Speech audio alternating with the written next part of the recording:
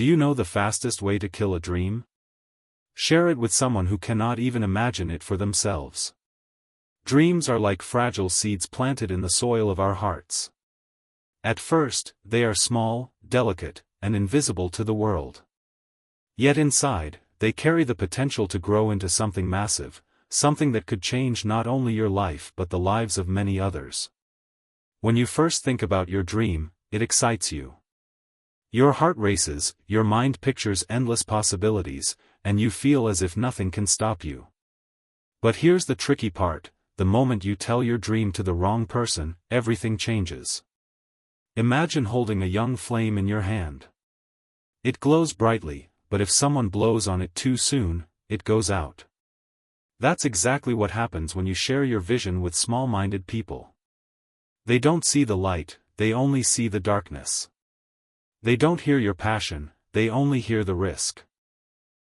And without even realizing it, their doubts, fears, and negativity pour cold water on your fire. Think about the great achievers throughout history. Every single one of them faced doubters. Every single one of them had people telling them, "It can't be done, be realistic," or "That's impossible."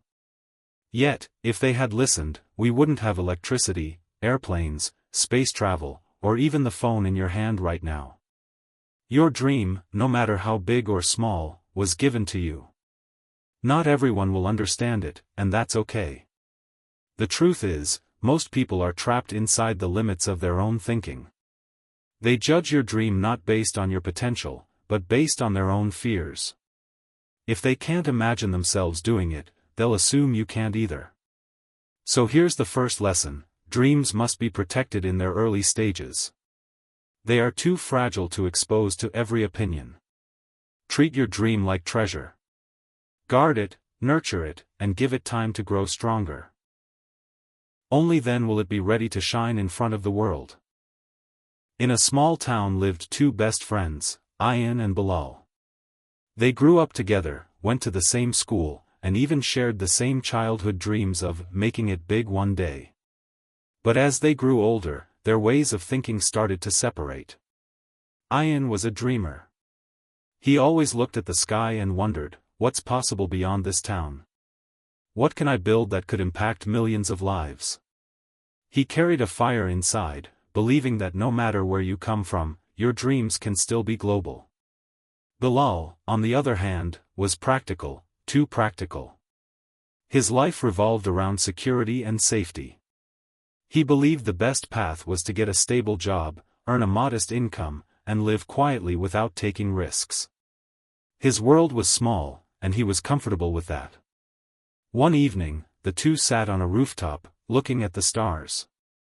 Ayan's eyes lit up as he said, "Bilal, I've been thinking. One day, I want to create a company that will change lives. I don't know exactly how yet, but I want to build something that will reach far beyond our town. Something that people will remember." Bilal laughed so hard that he nearly spilled his tea. "Ayan, come on, man. Stop daydreaming. Look around you, we're not in some big city. People like us don't start companies. Be realistic. Get a job, settle down, buy a small house, and be happy. Big dreams are for big people, not us." Those words hit Ayan like a punch to the chest. For a moment, doubt filled his mind. Maybe he's right. Maybe I'm thinking too big. Maybe I should just settle like everyone else. But then, deep inside, a voice whispered, if I listen to him, I'll be shrinking my life to fit his limits. That night, Ayan made a decision. He stopped sharing his big dreams with Bilal. Instead, he worked in silence. He read books, learned skills, took small steps every day. Slowly but surely, his ideas turned into projects, and his projects turned into real opportunities. Years later, Ayan became the founder of a successful global company. And Bilal? He was still in the same small town, still complaining that life never gave him chances. The difference was clear: Ayan protected his dream from small-minded thinking. Bilal surrendered his life to it. Have you ever noticed how some people instantly shut down your ideas the moment you share them? You tell them about starting a business, writing a book, or traveling the world, and before you can even finish your sentence, they say, "That's impossible. You're wasting your time. Be realistic." But here's the truth, these people don't doubt your dream because it's bad. They doubt it because their minds can't stretch that far. A small-minded person cannot see beyond their own limits. Their world is shaped by fear, comfort zones, and what-ifs. So when you present a vision bigger than their imagination, they respond with negativity. Think about it. If someone has never built a business, how can they understand your plan to start one? If someone has never written a book, how can they guide you in publishing yours? If someone has never chased a dream, how can they possibly understand the fire in your heart? They simply can't. They project their fears onto you. History is full of these examples. When the Wright brothers dreamed of flying, people laughed and called them crazy. When Thomas Edison worked on creating the light bulb, he was told he was wasting his time. When Elon Musk spoke about electric cars and rockets to Mars, critics called him unrealistic. But today, airplanes, electricity, and electric cars are part of our daily lives. The reason? These dreamers understood one thing: small minds will always call big dreams impossible, until they see it done. Here's another truth: people's opinions about your dream have nothing to do with your potential. When someone says, "You can't do it," what they really mean is, "I can't imagine myself doing it, so I don't believe you can either." They are not describing your limits, they are revealing their own. That's why protecting your dream is so important. If you keep feeding your vision to people who can't see it, you'll eventually start believing their doubts. And once doubt takes over, your dream loses its power. So never forget, your dream is your responsibility. Not everyone deserves to hear it, and certainly not everyone deserves to influence it. Having a big dream is exciting, but keeping it alive in a world full of doubters is a challenge. It's like carrying a fragile flame in the middle of a storm. If you don't protect it, one strong wind of negativity can blow it out. That's why learning how to guard your dream is as important as dreaming itself. The first rule is simple: choose your circle wisely. Not everyone deserves to hear your vision. Some people will laugh, others will criticize, and a few will secretly hope you fail because it makes them feel better about not chasing their own goals. That's why you must be careful. Share your dream only with people who inspire you, push you, and believe in your potential. If your circle is small, that's okay, one supportive person is better than 10 negative ones. Second, work in silence. There is power in building quietly. When you talk too much about your plans, you invite unnecessary opinions. But when you focus on action, you let your results do the talking. Remember, success makes the loudest noise, and it speaks for itself. Third, feed your vision daily. A dream doesn't grow by itself. Read books that expand your mind. Listen to people who have already achieved what you want. Practice your skills every single day. Every small effort you make is like water to a plant; without it, the dream dries up. Fourth, don't waste energy arguing with doubters. When someone says, "That's impossible," you don't have to convince them.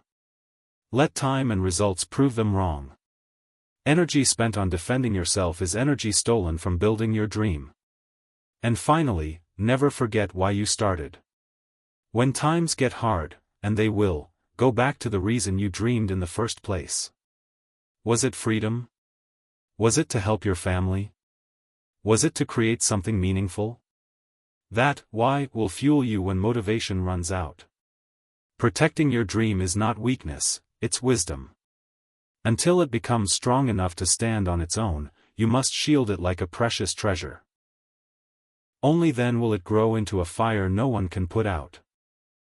At the end of the day, here's the truth: not everyone will understand your dream, and not everyone is supposed to. That dream was planted in your heart, not theirs. It wasn't given to your friends, your relatives, or your neighbors, it was given to you. And because of that, only you can truly see its full picture. If you allow small-minded people to shape your vision, you'll end up living a life that belongs to them, not you. You'll shrink your goals to fit into their comfort zones. You'll lower your standards so they feel better about staying average. And worst of all, you'll look back one day with regret, wishing you had protected the fire inside you. But imagine the opposite. Imagine guarding your dream like treasure. You keep it safe, you nurture it, and you work quietly until it becomes too big to ignore.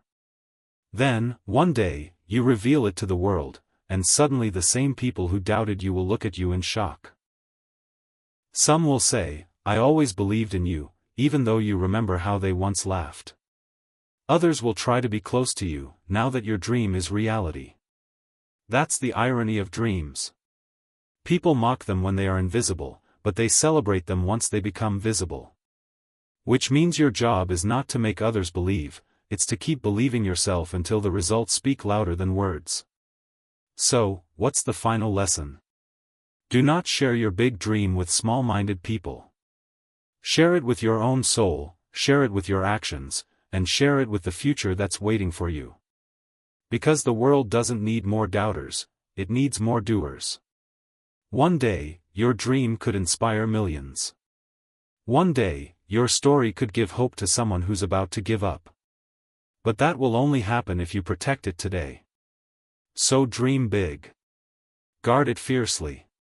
Work silently. And when the time is right, let the world witness what happens when one person refuses to let small minds decide the size of their future.